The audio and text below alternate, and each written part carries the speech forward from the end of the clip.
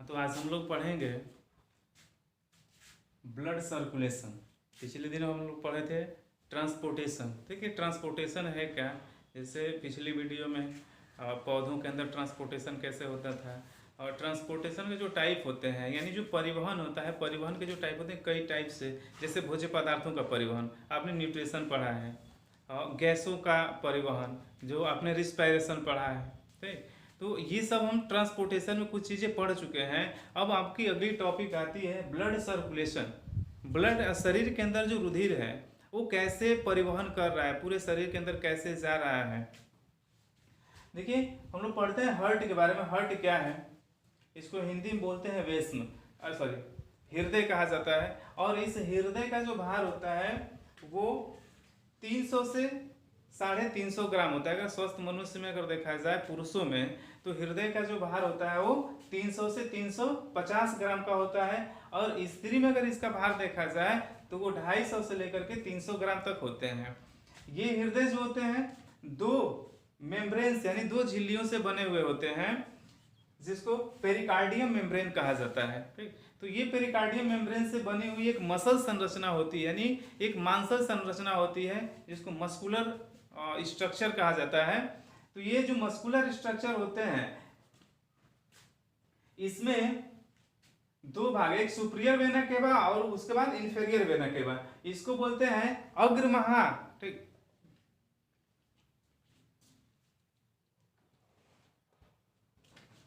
अग्र महाशिरा और पश्च महाशिरा। ठीक है, यानी सुपीरियर वेना केवा और इंफीरियर वेना केवा। इसके अंदर 4 चेंबर होते हैं। देखिए, कभी कभी टिपिकल क्वेश्चन आते हैं कि हृदय में कितने चेंबर होते हैं, कितने कक्ष होते हैं। तो इसमें 4 कक्ष होते हैं। एक होता है इधर राइट आर्टरियम्स यानी दाया नीलय, सॉरी दाया आलिंद, और इधर लेफ्ट वेंट्रिकल्स यानी दाया नीलय। एक तरफ होता है लेफ्ट आर्टरियम, यानी इसको बोलते हैं बाया आलिंद, और फिर लेफ्ट वेंट्रिकल्स मीन्स बाया नीलय। तो इसमें 4 आलिंद, एक आर्टरियम का, एक वेंट्रिकल्स का, इधर आर्टरियम और वेंट्रिकल्स का। बस आपको करना क्या है, लेफ्ट और राइट लगाना है। जैसे देखिए, आपको वीडियो में इसे दिख रहा होगा कि इधर लेफ्ट है और उधर राइट है, तो इसे आप खड़ा हो जाइए। इसे खड़ा होंगे तो स्पष्ट आ जाएगा, समझ में आएगा कि ये वाला साइड लेफ्ट हो जाता है, यानी लेफ्ट आर्टरियम होता है, और इसका दूसरा जो नीचे वाला चेंबर है वो लेफ्ट वेंट्रिकल्स होता है। और इधर जब आते हैं, राइट साइड में आते हैं, तो ये राइट आर्टरियम हो जाता है, और फिर इधर राइट वेंट्रिकल्स हो जाते हैं, यानी दाया आलिंद और दाया नीलय। अब देखिए कैसे ये वर्क करता है। ये हमेशा वो इसमें संकुचन और शिथिलन का वर्क होता रहता है। संकुचन शिथिलन में, जिसे वैज्ञानिक भाषा में डायस्टोल और सिस्टोल कहा जाता है। तो डायस्टोल क्रिया जो होती है, जब हार्ट में ब्लड आता है तो आने के बाद ये फूलता है, ठीक है, पंपिंग करता है तो फूलता है। तो फूलने वाली क्रिया को बोलते हैं डायस्टोल। और जब यहीं से हार्ट शरीर के विभिन्न भागों में जाता है तो उसमें शिथिलन आ जाती है, सॉरी संकुचन आता है। तो संकुचन जब आता है उस क्रिया को कहा जाता है सिस्टोल। और यह मनुष्य के शरीर में 70 बार, 1 मिनट में 70 बार वो पंप करता है, जिसको आप बोलते हैं धड़कन, धड़कता रहता है। और इसकी जो आवाज होती है वो लब डब की आवाज होती है, जो कितने बार होती है, 1 मिनट में 70 बार पंप करता है। एक अगर वास्तविक एज देखी जाए, मानो का अगर वास्तविक एज अगर 66 ईयर्स यानी 66 साल देखा जाए, तो 66 साल में यह 250 मिलियन बार धड़कता रहता है। और इस 250 मिलियन बार जब ये पंप करता है तो 1 मिनट में 72 मिलीलीटर, 1 मिनट में 72 मिलीलीटर ब्लड जो होता है वो इसमें आता है और जाता है। और पूरे लाइफ में मतलब कि अगर 66 साल में देखा जाए तो 7600 लीटर, ठीक है, 7600 लीटर ब्लड जो होते हैं वो शरीर के अंदर आते हैं, हृदय में आते जाते रहते हैं।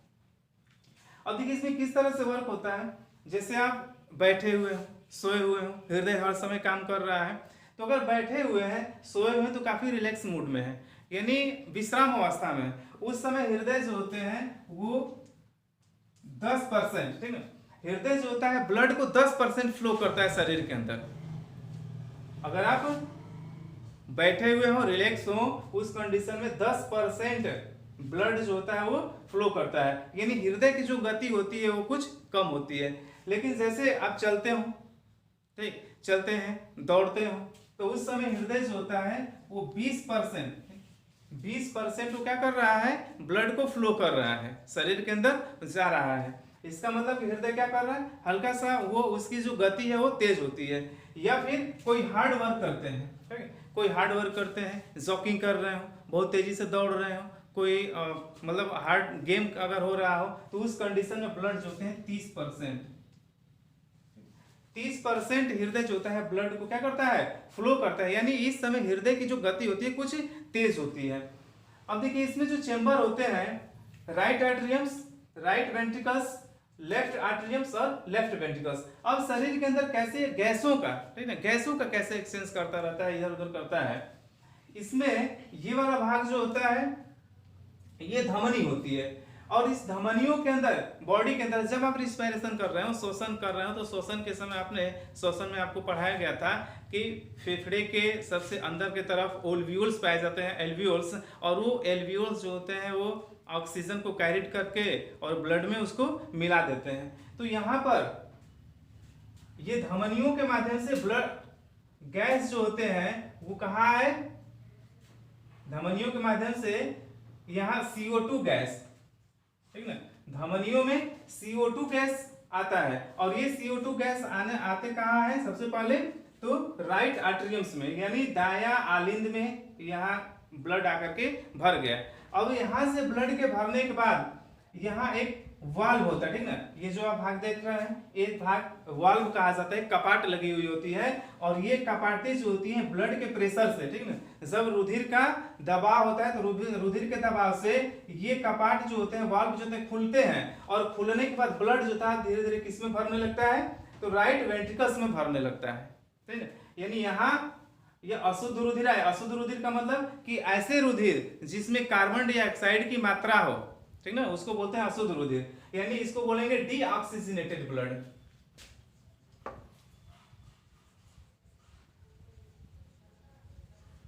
ठीक ना, डीऑक्सीजनेटेड ब्लड क्या है, तो ये डीऑक्सीजनेटेड ब्लड जो है ये CO2 के साथ, ठीक, जो ब्लड के अंदर पिगमेंट हीमोग्लोबिन होते हैं वो हीमोग्लोबिन CO2 के साथ, हीमोग्लोबिन CO2 के साथ मिलकर के कार्बोऑक्सी हीमोग्लोबिन बनाते हैं, ठीक है, कार्बोऑक्सी हीमोग्लोबिन बनाते हैं। यानी ये ब्लड जब कार्बन डाइऑक्साइड के साथ कंटेन है तो वो इम्प्योर है, यानी अशुद्ध है। और ये कहाँ आया सबसे पहले, तो यहाँ राइट आर्टरियम में आया। राइट आर्टरियम में आने के बाद ब्लड जब यहाँ भर जाता है तो भरने के बाद ये ब्लड का एक रुधिर का दबाव लगता है, और ये रुधिर के दबाव के बाद यही ब्लड जो होते हैं वो राइट वेंट्रिकल्स में है, यानी नीचे आते हैं। अब यहाँ आने के बाद ये सीधे इन धमनियों से होते हुए, ठीक ना, धमनियों से होते महाधमनियों में पहुंच जाते हैं, जिसको पल्मोनरी आर्टरी कहा जाता है। ये महाधमनियों में आते हैं। महाधमनियों में आने के बाद यहाँ फेफड़े, ये जो भाग होता है ये हमारे लंग्स के साथ कंटेन होता है, लंग्स से जुड़ा हुआ होता है। तो यहाँ आने के बाद, महाधमनियों में आने के बाद यहाँ कार्बन डाइऑक्साइड जो होते हैं वो अलग हो जाते हैं हीमोग्लोबिन से, राइट। यहाँ कार्बन डाइऑक्साइड हीमोग्लोबिन से क्या हुए, अलग हुए। यानी इसका मतलब कि यहाँ कार्बोऑक्सी हीमोग्लोबिन से कार्बन डाइऑक्साइड टूट करके अलग हो गया, अब बचा केवल हीमोग्लोबिन। अब यहाँ हीमोग्लोबिन जो होते हैं, यहाँ आपका लंग्स होता है, और लंग्स यानी जो पल्मोनरी होते हैं, यहाँ कार्बन डाइऑक्साइड के टूटने के बाद कार्बन डाइऑक्साइड को लंग्स द्वारा वो शरीर से बाहर कर दिया जाता है। फिर यहाँ उपस्थित जो हीमोग्लोबिन है, ये हीमोग्लोबिन यहाँ पे ऑक्सीजन के साथ, ठीक है, ऑक्सीजन के साथ अभिक्रिया करके, यहाँ आप लिख लेंगे कि ऑक्सीजन के साथ हीमोग्लोबिन होता है, हीमोग्लोबिन अभिक्रिया करके ऑक्सी हीमोग्लोबिन बनाता है,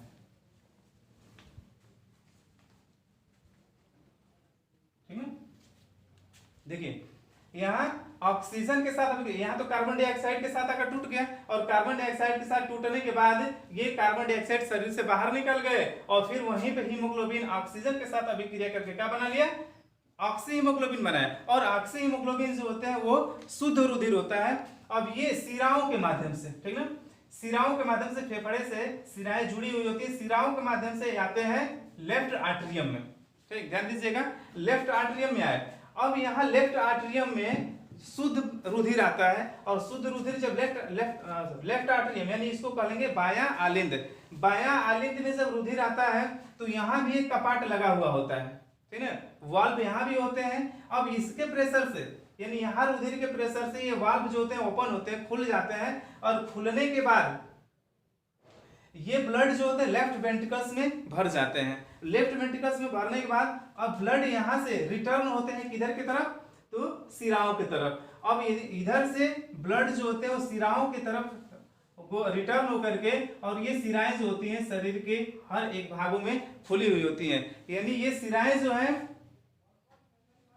सिराएं आगे चल करके वो एक मोटी संरचना बना लेती है, ठीक है, और वो मोटी संरचना जो होती है काफी छोटी छोटी कैपिलरीज बनती हैं, जिसको ब्लड कैपिलरीज कहा जाता है, रुधिर केशिकाएं कहा जाता है।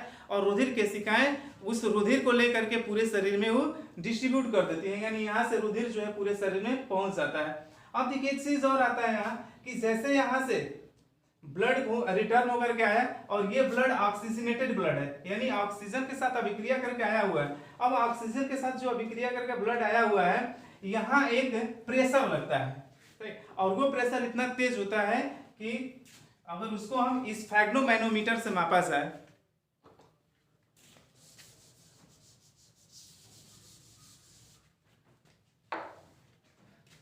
यानी यहाँ से जो प्रेशर आता है इसको बोलते हैं, यहाँ एक पेस मेकर होता है, ठीक ना, ये पेस मेकर जो होता है, पेस मेकर का वाल्व जब खुलता है तो खुलने के बाद ब्लड झटका से नीचे की तरफ आता है, और वहां से आने के बाद उसकी गति जो होती है वो 120, ठीक ना, 120 mm ऑफ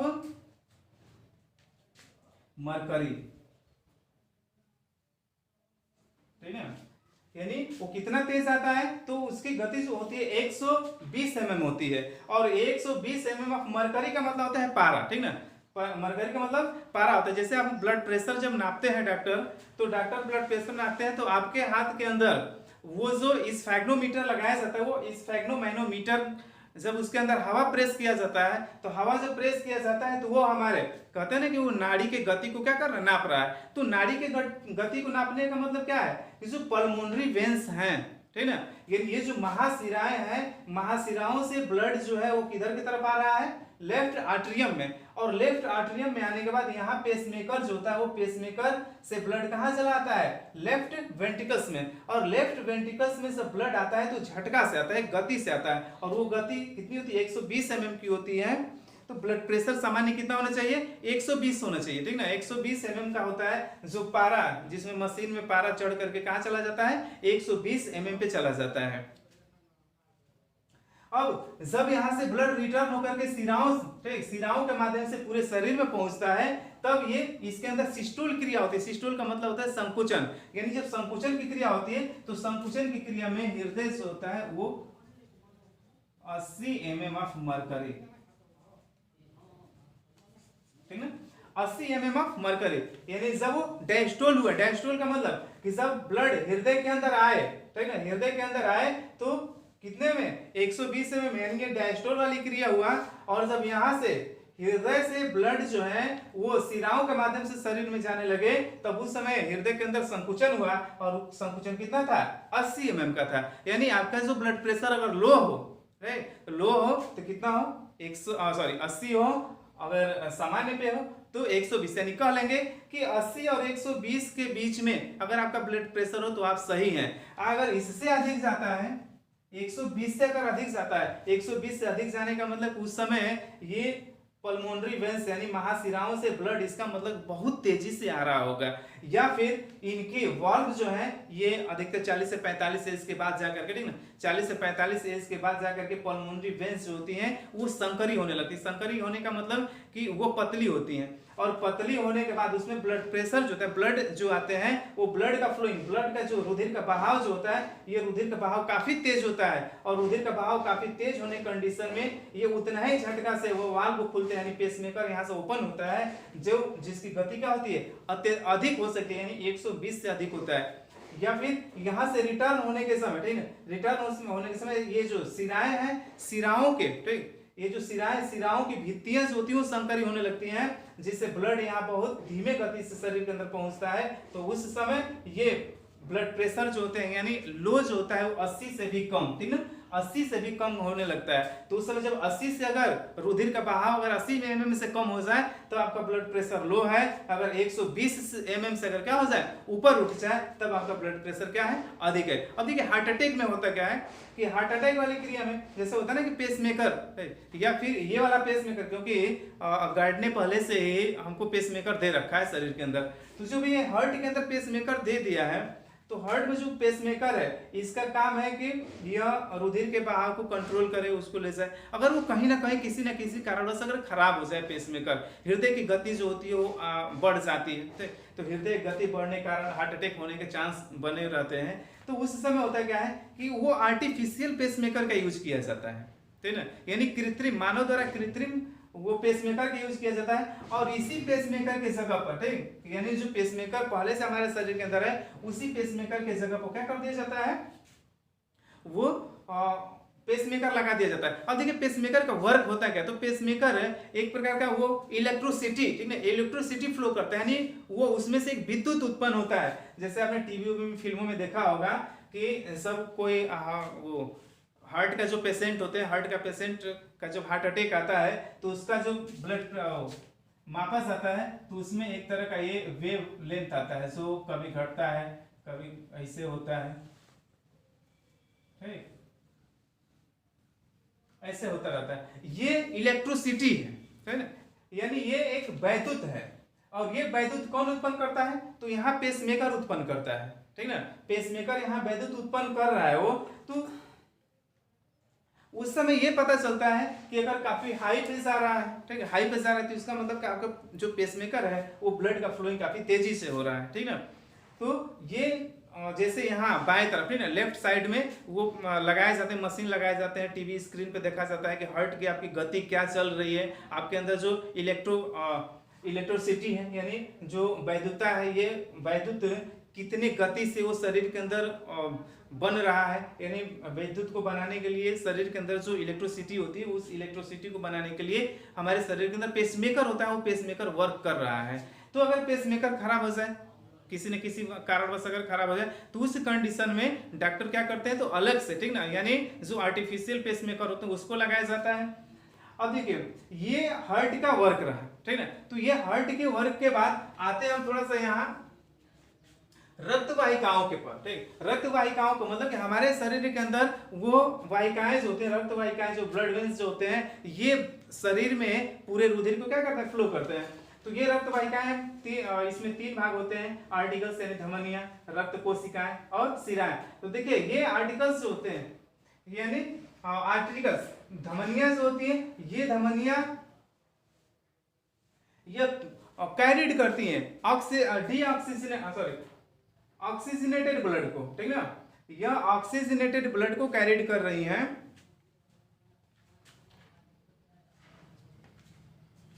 यानी आप कह लेंगे कि इसमें शुद्ध रुधिर,